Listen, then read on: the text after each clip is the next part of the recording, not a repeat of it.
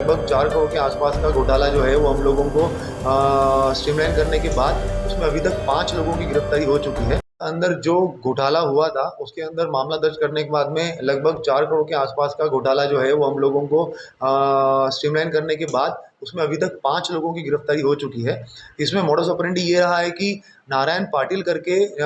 जो एक प्रभारी था, शाखा प्रभारी है, उसके द्वारा लगातार पैसों में अनियमित तरीके से वो पैसा जो है वो निकाला गया है। नर्मदा झाबुआ बैंक के अंदर इनके द्वारा एक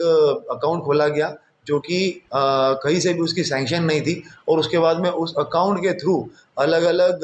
पैसों का पेमेंट किया गया है और साथ साथ में अलग अलग लोगों से चेक के माध्यम से वो पैसा कैश में निकाला गया है। कुछ लोगों के अकाउंट में पैसा डाला गया है और पूछताछ करने पे ये सामने आया है कि ये पैसा निकाल के नारायण पाटिल को वो पूरा पैसा इन्होंने दिया है। इसमें पूछताछ में लगभग 5 लोगों की अभी गिरफ्तारी हो गई है। 3 लोग जो भालचंद पवार,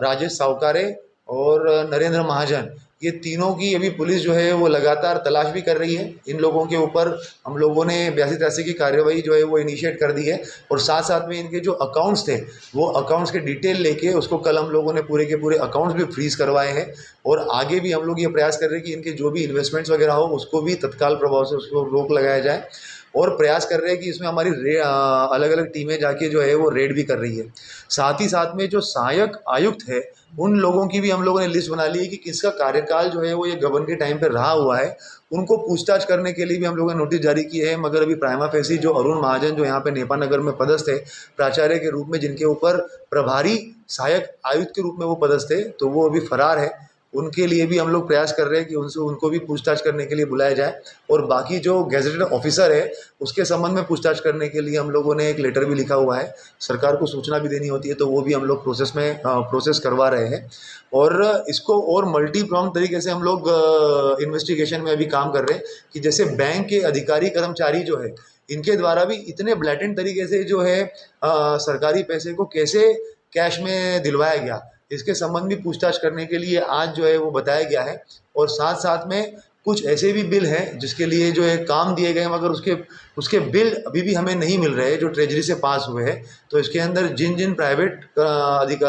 लोगों ने काम करके बिल निकाले हैं 60-60, 70-70 लाख के, तो उसमें भी उनको लिखित नोटिस जारी किए गए कि आप अपने बिल, क्योंकि यहाँ पे आदिम जाति कल्याण विभाग के अंदर उसके बिल नहीं मिल रहे और ना ही ट्रेजरी में उसके बिल है, तो उन लोगों को नोटिस दिए गए कि अगर उनकी कॉपी उनके पास में है तो वो भी दें। इन सब की भी लगातार पैरेलल इन्वेस्टिगेशन चल रही है। अगर इसमें कुछ तथ्य सामने आते हैं और अगर बिना बिल के पैसा निकाला गया है तो उसके संबंध में भी आगे कार्रवाई की जाएगी। सर क्या लगता है कहा है कि इसके अंदर बैंक के कर्मचारियों की भूमिका भी संदिग्ध है, उनसे भी पूछताछ हम लोग जो है वो अभी स्टार्ट कर रहे हैं। साथ साथ में अलग अलग विभागों भी, जैसे जैसे आरोपी गिरफ्तार होंगे तो जो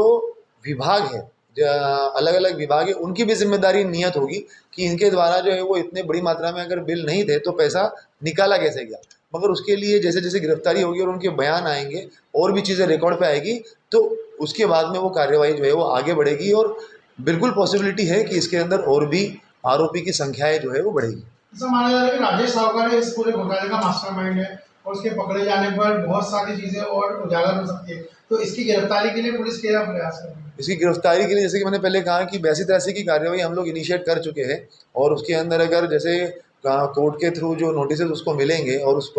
टाइम लिमिट में अगर वो हाजिर नहीं होता है और वो पुलिस को सहयोग नहीं करता है इन्वेस्टिगेशन में तो कुर्की की कार्रवाई भी उसके अंदर की जाएगी। पहले भी हम लोग अस्पताल घोटाले में भी इस तरह की कार्रवाई कर चुके हैं जिसके वजह से जो है वो आरोपियों को